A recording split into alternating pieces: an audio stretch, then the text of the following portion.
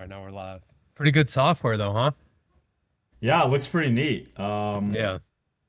I had to make sure I got my AirPods hooked up to my little laptop here and all that. But let's get into it, bro. Deal. Cool, man. Well, I'm glad we're doing this. Yeah, first thing I wrote, I took a few notes for us to chat about, but um, I figured we start about being a pirate. Tell us what that means. For sure. I mean, do you want to do like a little like backstory to like us and like how we met, how long we've known each other, or do you Sure. just want Yeah. to? Yeah. For sure. I don't know. It's your podcast, but felt like What? that could be a good idea. Yeah. Paint it for us. Get us started. Well, yeah, I mean, me and Furman go way back. Apparently, the first time we met was what was it? Uh, Middle school, summer school, and we were doing a typing class at JLS. But I don't even remember that.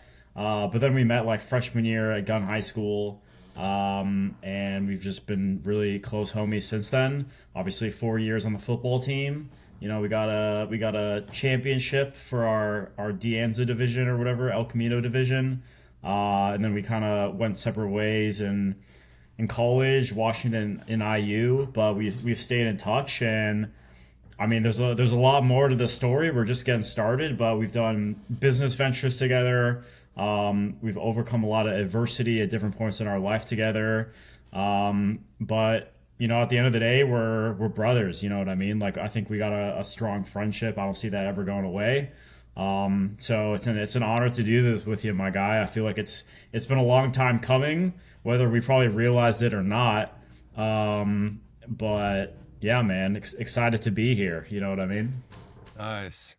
I love it. Yeah. It's been a real journey the past 17, 15 years, something like that. Which is crazy to think about. But yeah, we did this like business together last year, and we learned a lot about what it means to go off on your own and not be beholden to other people and, the classic ways and, kind of walk out on a tightrope without a safety net. And we did a lot of studying and reading together and trying to understand, like, through that craft, a lot about ourselves. And I think one thing that came up is this idea of living this like pirate lifestyle, right? And kind of defining your own path and going out on a limb and, putting your ego aside to really learn something about yourself and the world. So I'd love to like hear a little bit about what that means to you. For sure, yeah. I mean, I think it means a lot, and I think like it originated from that little conversation we had at in downtown Palo Alto at the cafe when we were like, dude, like high school, we had like a crazy experience. Like, how would you describe our high school experience? And obviously, those are like super formative years. And I don't know if it was me or you, but someone threw out the word pirate as far as like taking risks, like meeting new people, trying new things, not being afraid to go against the grain, right? And so I think all these years later, I think we were into our 9 to 5. Like I had a situation where I was in a 9 to 5 and I needed to change the pace. I think you had a similar thing going, coming from New York City and that grind, to needing a break and trying the entrepreneurial lane, right? And I was in a similar situation. Um, and so I think now, like, I think like literally the word pirate is, exploring new pioneers, like doing something that you haven't seen before. And I think a lot of people, they're more inclined to just take the safe route, right? And especially growing up in the environment we were in, Palo Alto. I mean, we're essentially optimized to graduate from gun high school, go to a good college, go get a good job at a good company, which we both did. We all checked all those boxes, but it doesn't allow you to kind of live life on the edge a little bit. It doesn't allow you to feel like you should take risks because you have this kind of game plan laid out from you, for you by your parents or by your close friends who are all kind of venturing down that same path, until you realize like, what is this going to get me? Like I'll contribute to my 401k, but am I going to be, passionate about what I'm doing for the rest of my life? Am I going to want to take risks? Am I going to want to meet new people and try new experiences and go against the grain? Like all things like I felt like we did in high school, but that it's a little bit abnormal to carry that on into your adulthood life when you get real responsibilities such as carrying a mortgage or a car payment, and you kind of have to do those day-to-day things to provide for the things around you. And so I think for me, kind of like looking back at that experience, like what me and you did that last summer, like going for emergent cognition, like trying a new business. You were in Argentina, like I took a step away from the 9 to 5, and we went out that thing full speed. And that's not something a lot of people would do. A lot of people would just be like, you know what, I don't like my job, but I'm gonna stick with it. And we did something different, man. So we were pirates in that moment.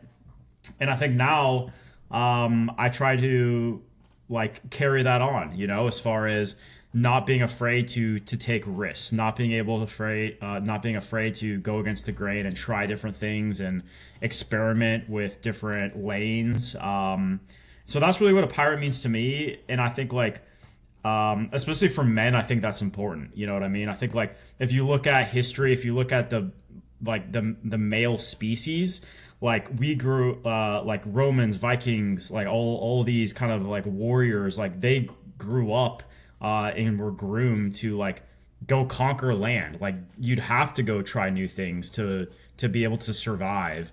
And I think like that's been true up until probably the last couple generations, right? If you think about it, like the depression, like our grandparents' generation, like my grandfather moved from Indiana to California with nothing, and he was in Redwood City with a 22 hunting squirrels for dinner. You know what I mean?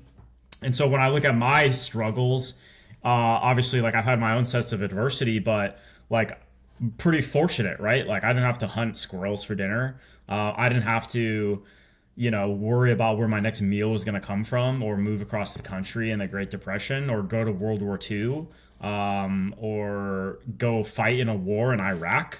So I think like a lot of men can probably relate that like the struggles they face probably don't compare to like what we were biologically maybe destined to be able to overcome. So you get comfortable. You get comfortable knowing that maybe the most discomfort you'd have in a day is, oh, like Chick-fil-A is closed on a Sunday, or my Netflix isn't loading. And so we just become complacent as males. And I think that kind of manifests in the day to day in a lot of different ways, like mentally, emotionally, and physically, right? To the point where you're just not taking risks anymore because you don't want to. Like it's just not a normal thing to do anymore. So what I try to do now is just not close off any lanes. Just know that like the world is my oyster. If I want to try something different or take a risk, that's okay. It may not work out. It may work out. It may be a good experience. It may be a bad experience. But I'm not going to know any of that unless I kind of go ahead and try to take those risks. You know what I mean? So that's really what a pirate means to me.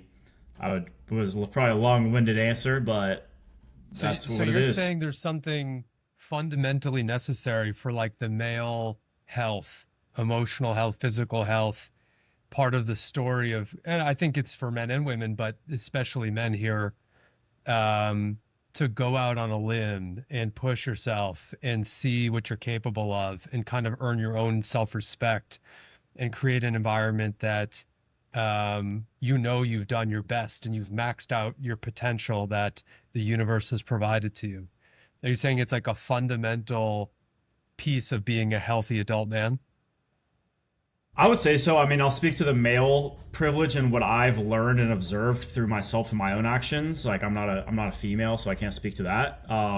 But I mean, I think like for me, like there was a time in my life where I was chasing more so pleasure. You know what I mean? Like I was trying to go out and have like little dopamine hits of just of pleasure, whether it was a situation for one night, whether it was like a vice or like food or dominoes or whatever the case may be. And I think like one of the big lifestyle changes I've made over the last several years has been trying to lead a more like purposeful life. And I think anything worth, you know, like it's going to be hard is what that means, right? Because chasing things that are pleasurable are usually convenient and easy and within your grasp, whereas things that are a little bit more difficult, like it takes like commitment and it takes accountability and discipline to be able to go after those things. And Um, what do you think changed in you through that experience, right? So you were not living such a lifestyle. You were kind of um, living sort of a low energy life, not in totality, but in some ways, not pushing yourself in this way. And then all of a sudden you took this risk. What changed in you? Where do you feel that health benefit, that strength increase, that fundamental thing about you as a human and as a man growing from that experience? It's a good question. I mean, I'd say like growing up, I always like played sports, you know what I mean? So that was like my purpose. It was like I played sports, football, basketball, baseball year round.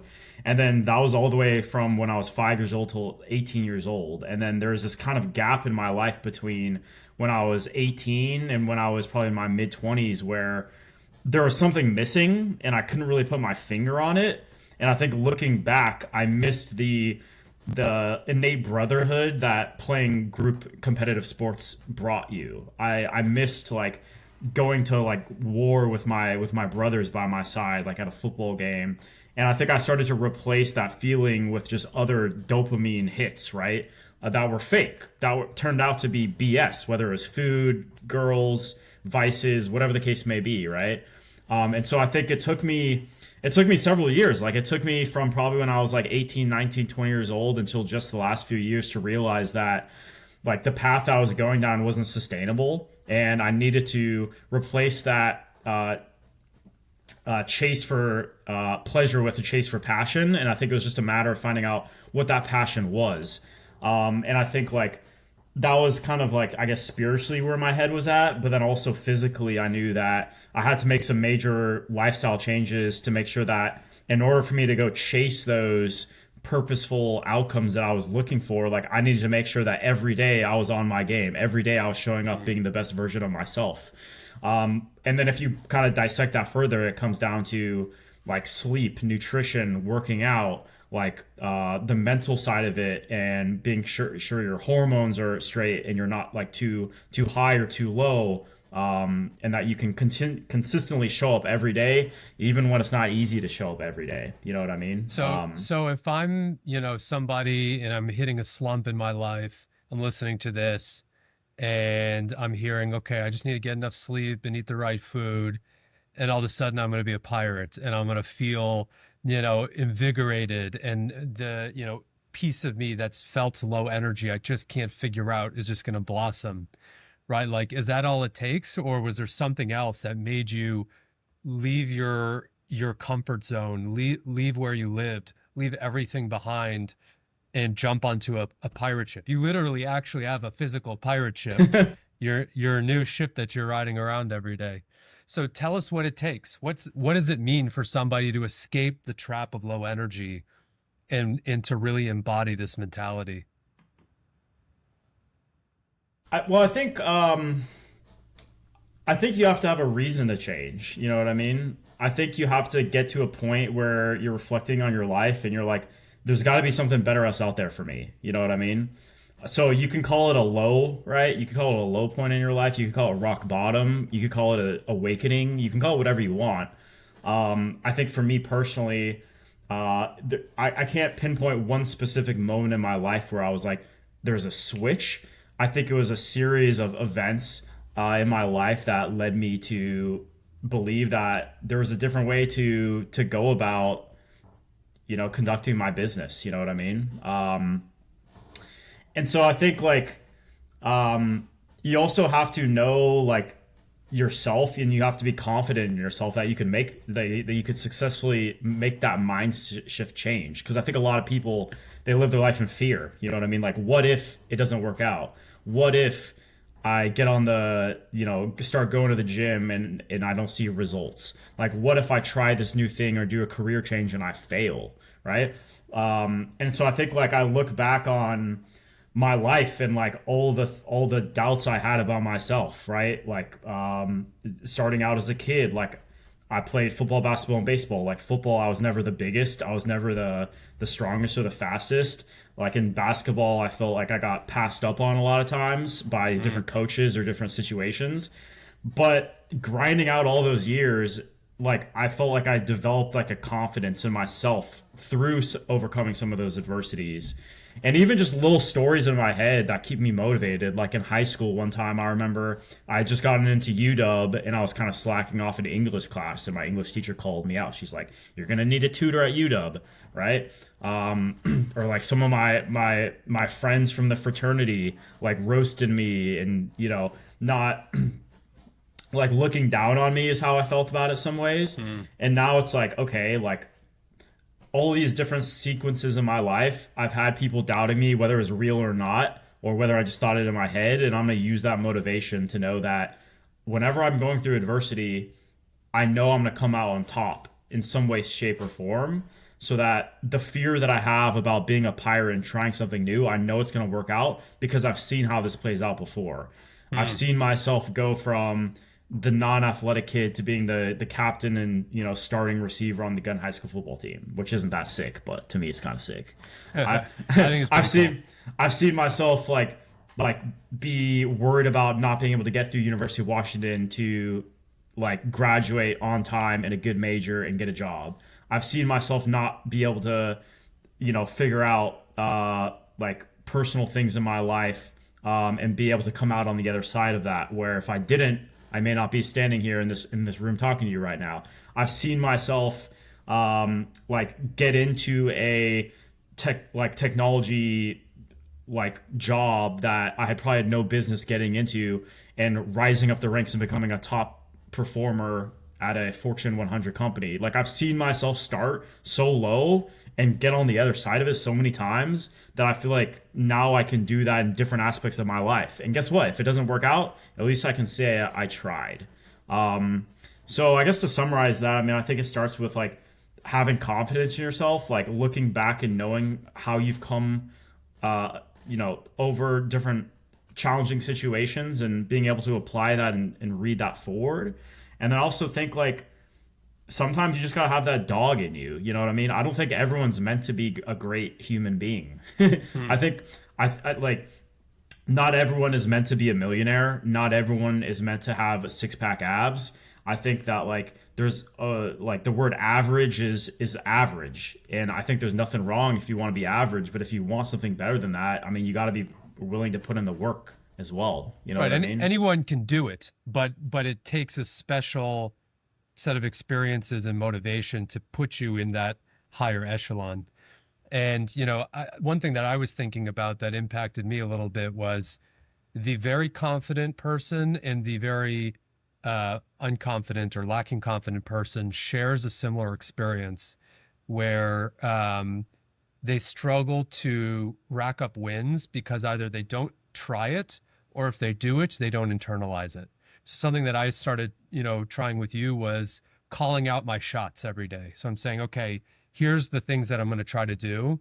Even like when I go to the gym or I'm posting a podcast or I'm doing some work with a client, those are great wins, right? I think about the term minimal viable win that I could stack up every single day and really sit and celebrate that win. And as I shifted my attitude from, I was on the confident end of things. I was thinking, I'm going to do so well in life. Like going to the gym means nothing. I'm going to be doing so well in 10 years that landing this client. Oh, it's just an inevitable part of my journey. Someone on the other end of the spectrum could say, oh, it's never going to work. So even if I get this win, it doesn't matter. So whether you fully believe it or you don't believe it, you're still not internally embracing and emotionally simmering in the wins to the place where it actually helps you develop this concrete sense of self, which is like, oh yeah, that thing in English class, you let those emotions hit you and you simmer to them and you embrace them. And it was all about building that emotional programming around yourself to be confident and recognize the thing that you achieved when you look back on it. So I think sometimes there's different ends of the spectrum where people can struggle with that. And I know for me, kind of this like minimal viable win, I try every day to like write a win log. I'll look back 10 years and think about things that I did and just allow myself to emotionally sit with it.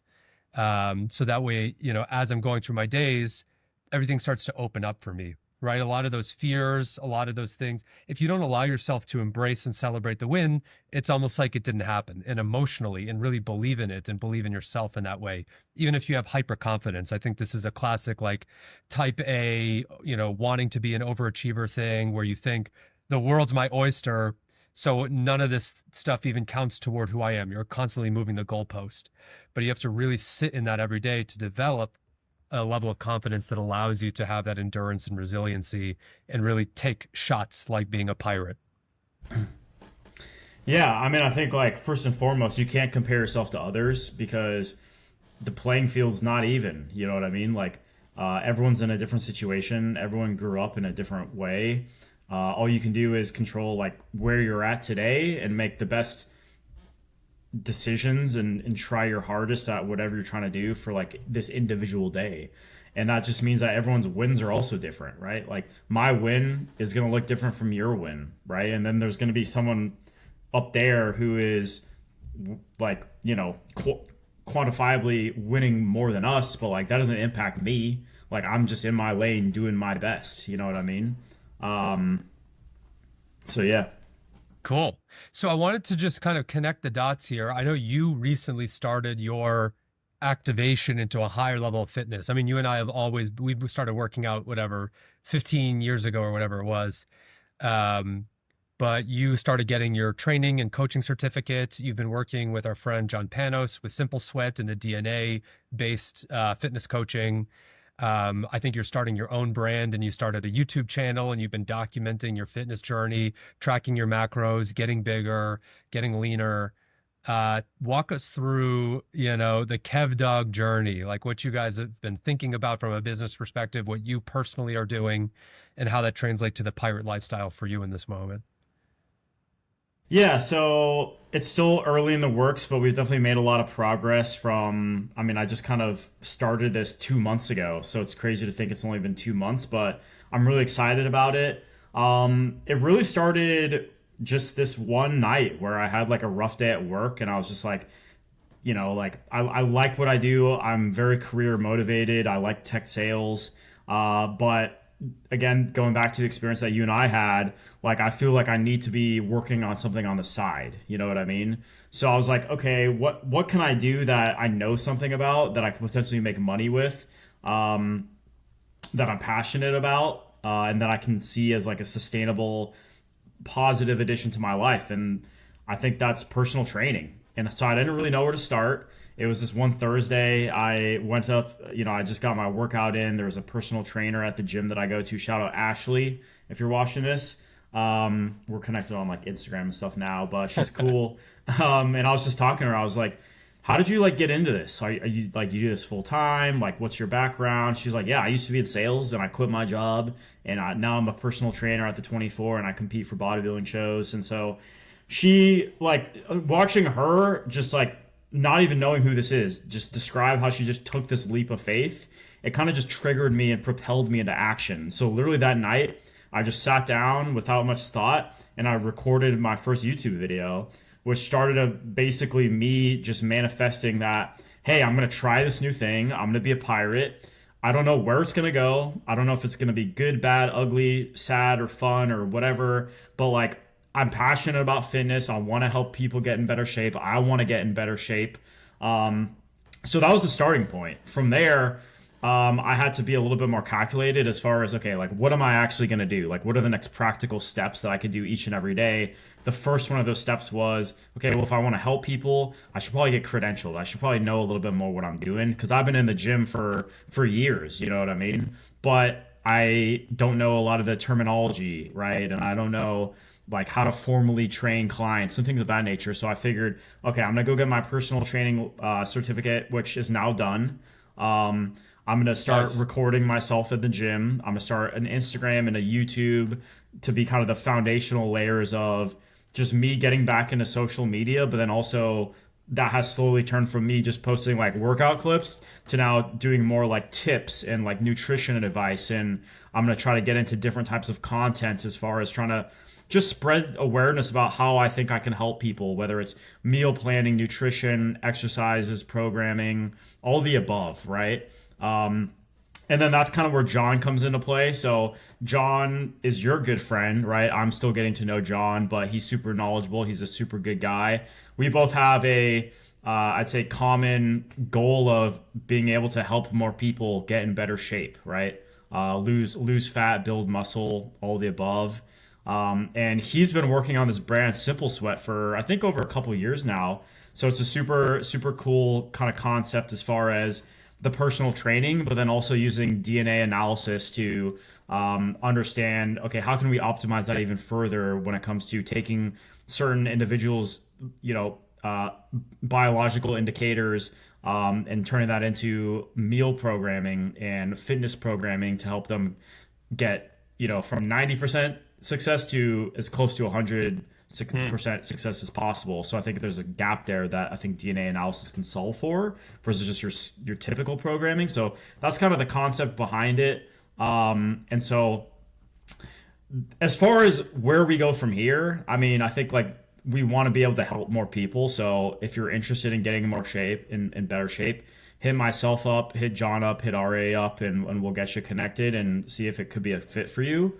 As far as the big picture, I mean, I know I got some big plans. I haven't even had the time or the bandwidth because I'm kind of in, you know, entry level steps. But I mean, like partnerships, like bigger picture. I think working with youth would be really cool.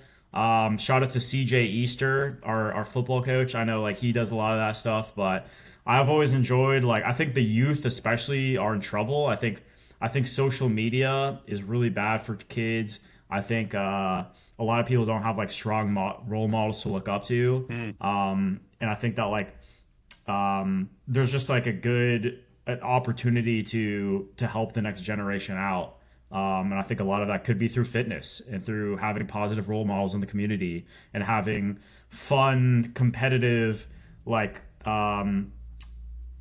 atmospheres for, you know, summer programs, like, you know, weekly summer camps and stuff like that. So I think there's a whole lot on the table, but right now, I mean, we're just trying to help people get in better shape. You know what I mean? Nice. And a super cool project that you guys are working on. And I think we've connected the dots around kind of this pirate persona, having confidence, building things, and your fitness journey, right? The whole thing is connected together. And I do performance coaching, and I know we've talked about that connection as well.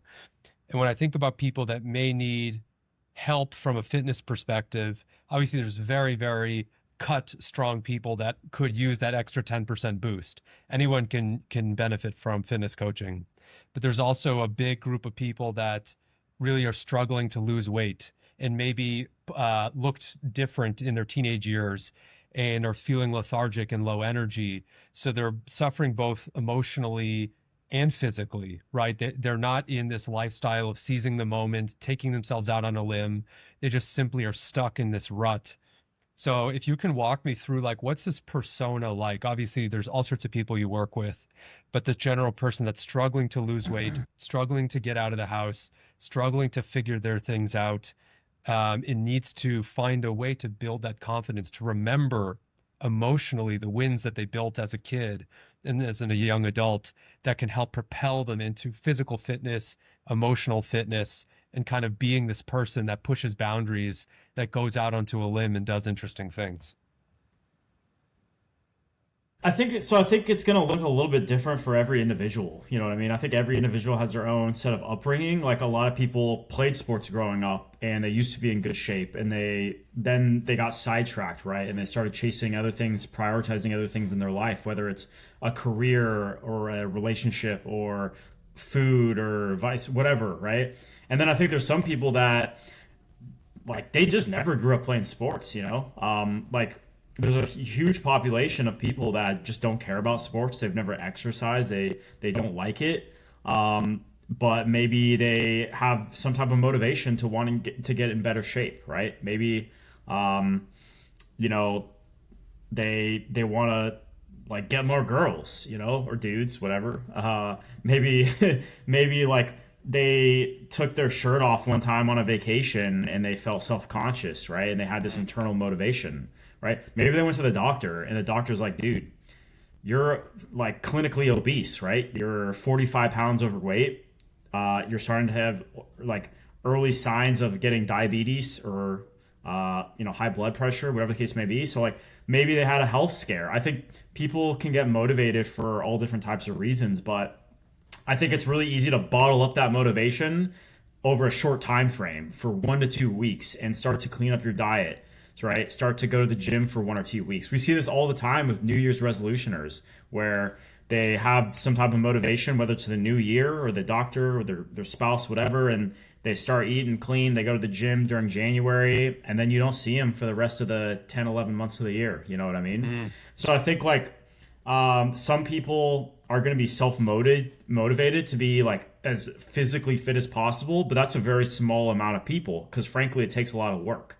What a lot Yeah. of people need is they need the knowledge, they need the education, and they need someone to hold them accountable for longer periods of times, right? Because it's really easy to show up and want to get to the gym at 5:30 a.m., want to be able to meal prep their food when you're motivated to do that. But what happens when life happens, right? What happens when you have a child or you have a new job and you have to commute or you work on Sundays now and you can't meal prep on Sundays anymore? Like it's really easy to just put that stuff aside and just be like, you know what? I'm gonna get back on the grind next week or next month.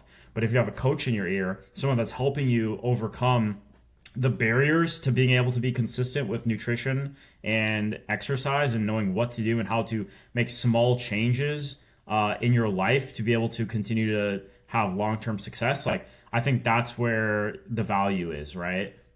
Because I mean, look at AI. Look what AI can do. If you went to AI and you said, "Hey, write me a fitness program. I'm 5'8", 160 pounds. What should I eat? How often should I work out? What should my exercises be?"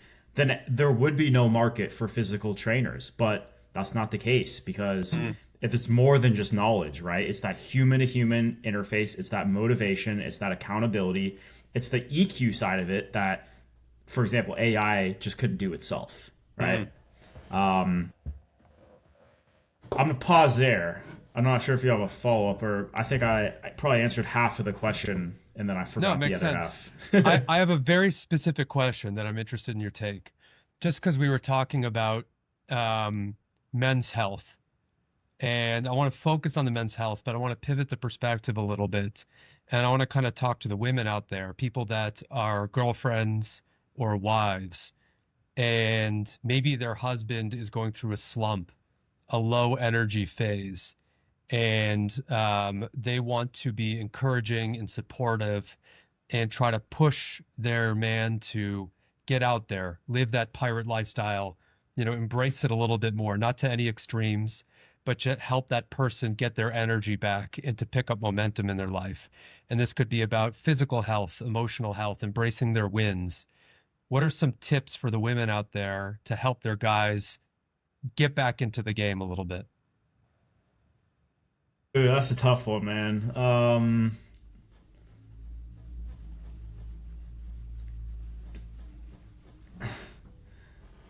I mean, I'm not like a relationship expert to be honest. Like I've been in like one relationship, but like long term relationship. I mean, I think you gotta kind of do it for yourself. You know what I mean? Because like you can't rely on external motivators, whether it's your girlfriend or your spouse or your doctor or your coach. Like to a certain extent, like you gotta hold yourself accountable. So I think that could be like a good starting point for you. But if you're just relying on, because it's a lifestyle change, you know what I mean? Like it's really not something where you can dedicate yourself to fitness and being in the best version of yourself and, being a high performance individual for 6 months, because after that 6 months is done, you'll just go back to yourself. So I think you can rely on external motivators to get you started, but you can't rely on those external motivators to provide that long-term motivation that is required to make a lifestyle change, whether it's for fitness So give me or something. Give me something. What's one tip? What's one way that, this person can understand their boyfriend, their husband, what he might be going through in this low energy point, just thinking about maybe a low energy point that you've been in, and maybe the emotional support or guidance that somebody from that perspective could provide to you. Does she need to reach out to her husband's father, to his friends? Are there other resources that she could be considering? Should she be connecting him with someone like you, like a trainer? What are ways to support this person who can't always help themselves? I mean, I think she can do things to like show them the obvious. You know what I mean? Like if it's like if like I don't know, like but I think each relationship's different, so it's going to depend on the dynamic of the relationship itself. So like if you feel like you have a relationship where you can be transparent with your significant other and be like, look, like when we met, like you were young and jacked and tan, and you had big pecs and big old biceps, and you just look like a sack of potatoes, bro. Like what happened? You know what I mean? Like if that's the type of relationship you got, then like you could say something like that. If it's a little bit more like of a non-direct relationship, like I don't know, maybe approach it differently. Like maybe to be maybe like try to hold yourself accountable. You know what I mean? Maybe it's like, hey, like maybe it's like you say, hey, look, I'm trying to get in better shape. Like I'm gonna start when we go to the grocery store. Like I'm gonna try to get stuff that I know for me is gonna be healthier. So instead of like Cheez-Its, like if you want Cheez-Its, you're good. Like you can go get your Cheez-Its, but like, bro, I'm gonna get Greek yogurt and fruit instead. Like, do you want to try to make this lifestyle change with me? So I think it's like I think maybe it's one of those group efforts, right? Where it's like, I'm not just going to call this person fat and out of shape and lethargic and lazy. But like knowing that, okay, like, am I any of those things? You know what I mean? Mm. Because if I'm any of those things, then I have no business telling this other person to get their shit together. So if you're both out of shape and lazy and unmotivated, then do it together. You know what I mean? Be a power couple. Go to the gym together, shop together, grocery together, whatever. Um, but I feel like I feel like maybe this goes both ways. Is maybe that's what we need more of, right? Is just like spouses like encouraging the other, right, to just be the best version of themselves and to understand like, hey, people are gonna go through like slumps, but like, what can I do as this person's potentially biggest fan and life partner to try to bring out the best in this person? You know what I mean? So I think again though, like you can't rely on external motivators. You know what I mean? Like I think it can be a good starting point, but like eventually you're gonna have to do it for yourself, right? I don't know. That's a tough one though. Yeah, makes sense. And I think there's a balance because, like you said, the coach can often be that consistent motivator for someone. They will have to show up for themselves, but a coach or a girlfriend or people that care about, people struggle. And I think more than anything of like the 90% to 100%, there's a much bigger group of people that's in the 10% or the 40% and maybe weren't before, and they're trying to find themselves again. And I think that's a really interesting group of people to be able to help. I'm going to shift gears a little bit. I want to talk about the art of the deal. And I know you're in sales and we've done sales together, and part of your coaching is sales and all this stuff. It doesn't have to necessarily be techniques or things about cold calling, but I'm curious about how you think about working with people, especially when you're selling and you're selling to a customer or you're working with a client and setting up the structure of a deal. How do you empathize with that person? How do you stand your ground firmly? Walk us through Kevin's art of the deal. Oh, there's so much to this. So I think like my background is in B2B technology sales, so, selling software, selling hardware. I'm learning the B2C game, but I'm gonna speak to this mostly from my personal experience. And I think like there's a misconception about sales, right? I think if you ask like the typical person, like, what do you think of like a salesperson? They're gonna think it's like this fast talking, hair slicked back, like lying, like doing whatever you got to do to get deals done. And maybe there's a element to that in some industries. Like if you go buy a used car, for example, even though I don't think that's necessarily the case anymore, I think the perception is it can be valid sometimes, right? I think, and my experience is has not been like that from being in sales my whole career. It's really been more so about, especially selling to businesses, like how can we help this business make more money, save money, or reduce risk, or in some cases save time. And obviously, I mean, I think there's different versions of, okay, how do you get your foot in the door in the first place to even have that conversation, to even understand if there is mutual alignment between what my organization can help them achieve, and does that align to their goals and what they're prioritizing and what they're, having problems with. But you got to get the foot in the door in the first place. So that's what we call prospecting, right? And there's only so many ways to get your foot in the door. You can call them, you can email them, you can get, someone can refer them to you. You can have partnerships in place. You can have marketing funnels in place in which they're seeing a piece of content and coming inbound and filling out a form through a landing page. But once you actually have that conversation with them, I think the most important thing you can recognize is you got to have an equal business statute. Like, I don't work for this person and they don't work for me. If we're going to enter a business agreement, like, my time is just as valuable as their time. Hmm. I'm able to push back on them. I'm able to tell them if they're wrong in a polite way. And I'm able to challenge their thoughts. You know what I mean? Because at the end of the day, like, like, as someone who sells complex technology solutions, like, people are coming to us because they don't have all the answers, right? If they had all the Hmm. answers, they would just come to you with an order form, or they would just buy the subscription on your website, or they would just order the hardware. But they want to talk to salespeople, they want to talk to experts to guide them through the correct decision making process. And it's our job to do that. And sometimes that comes with pushing back and challenging and raising alternative opinions, right? Um, and so at the end of the day, like, so many things have to happen in order for a deal to go through, right? Like, especially if we're talking about, like, larger buying committees, like, everyone has to be on the same page. They have to have a mutual interest, in like solving a problem, because usually, like, selling technology, it involves solving a problem or putting technology in place to help them achieve a larger goal, right? And so, like, I'd say, like, if you're doing, like, a typical sales discovery, like, that first meeting is typically the most important meeting, because that's where you understand, as a salesperson, is this conversation worth my time, or is this not a qualified buyer? Like, is this Hmm. someone who has a problem I can't solve, or do they not have a problem at all? And maybe they're better off just not doing anything, because this problem, if they don't fix it, isn't leading them to either make money, save money, or reduce risk, right? Because a lot of people have problems, but a lot of problems aren't worth spending money on, right? Maybe Yeah. this is a problem that they should reprioritize until next year. Maybe this is a problem that is $100 a month problem, and my solution costs $2,000 a month. That would be a cost prohibitive solution to put in front of them. And the sooner you can get to that, the better it is for both sides, because you're not both wasting anyone's side, right?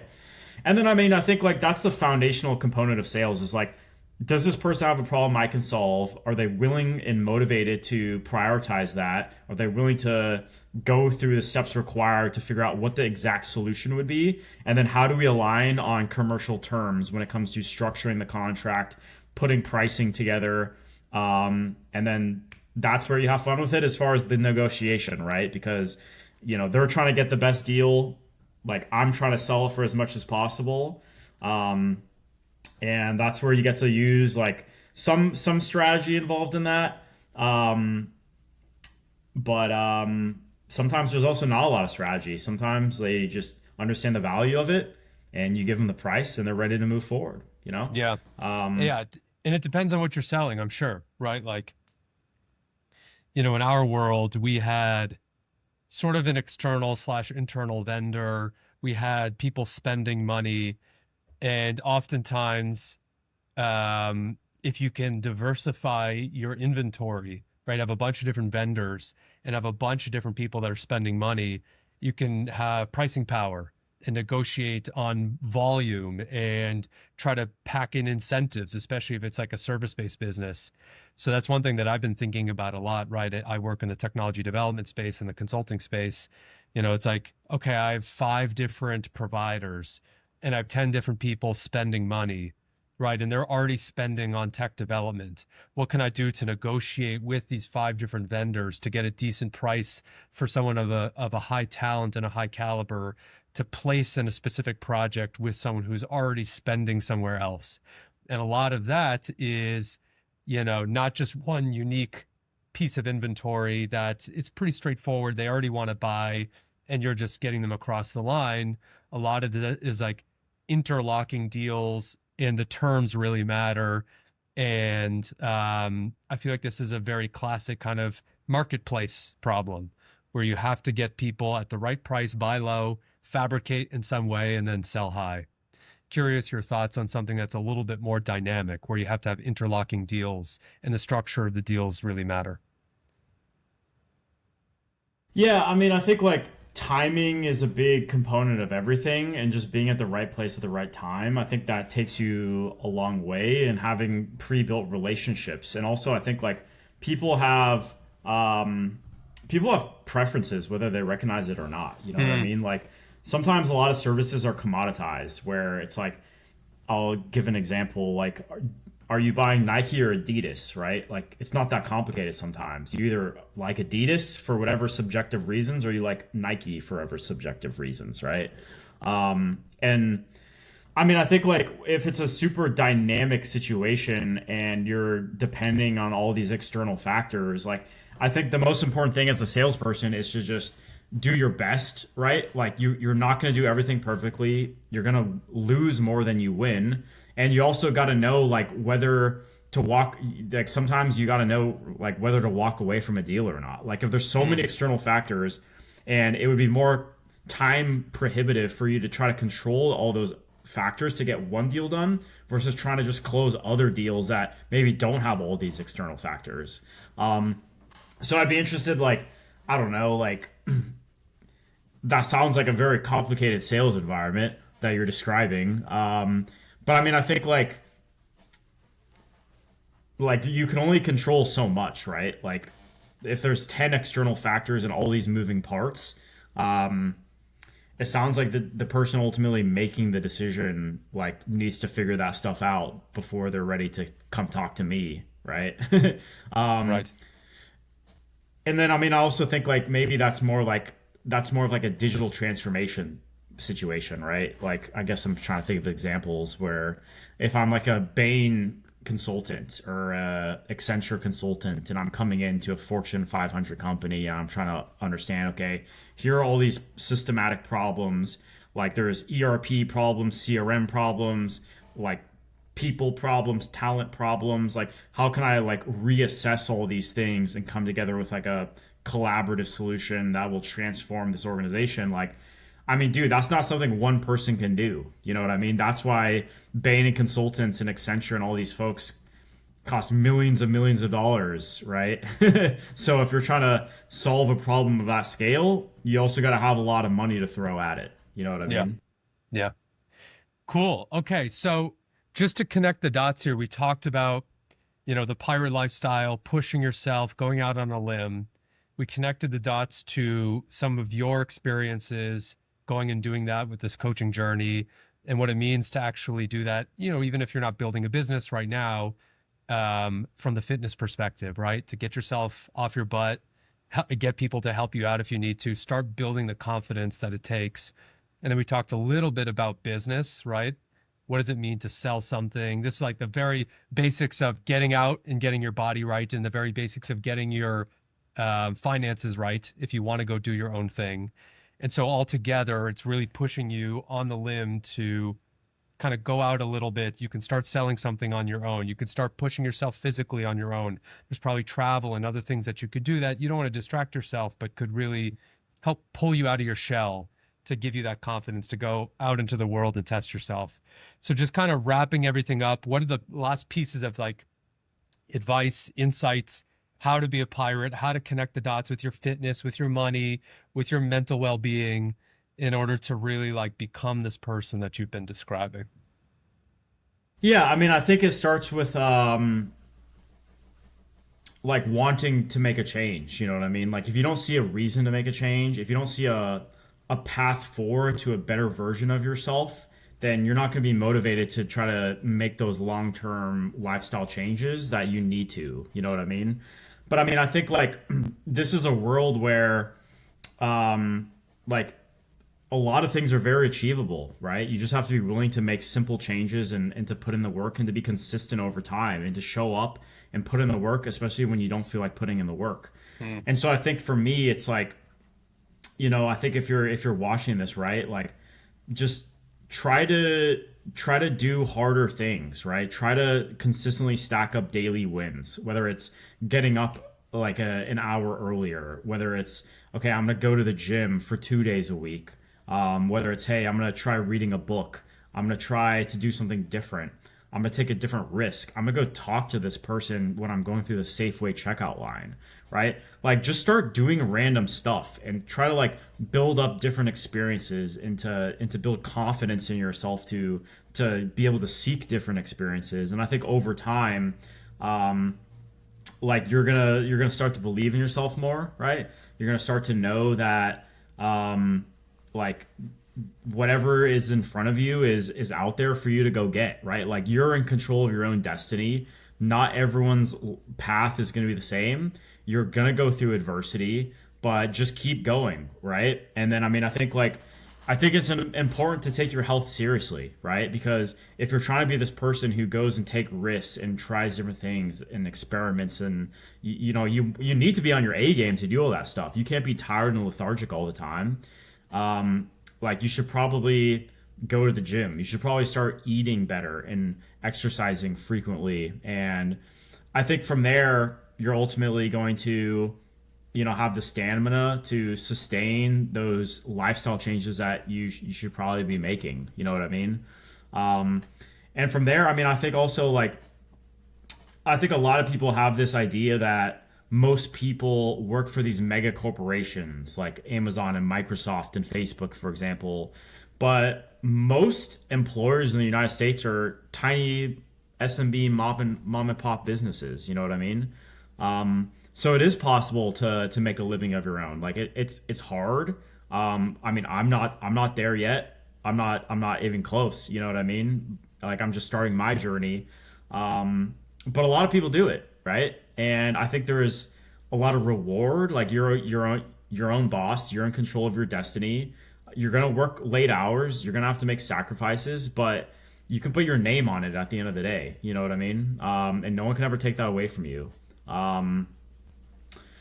So I feel like it's kind of hard to succinctly wrap this up, but just take risks, get in good shape, focus on your nutrition, and don't be afraid to try different things, hang out with other people, and to go against the grain. You know what I mean? Cool. I love it. All right.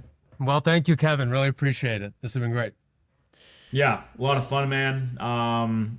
Maybe you'll Where have can me people on. find you? Where are the Yeah, socials? hit me up on Kevin Sharp Fitness across all socials. You know what I'm saying? We just dropped that TikTok. We're on Instagram now. We're on YouTube. We're trying to, provide some educational content, some motivational content for the people who want to get in shape. If you want one-on-one coaching, hit me or John Panos up, or Aryeh up, and get after it. Love it.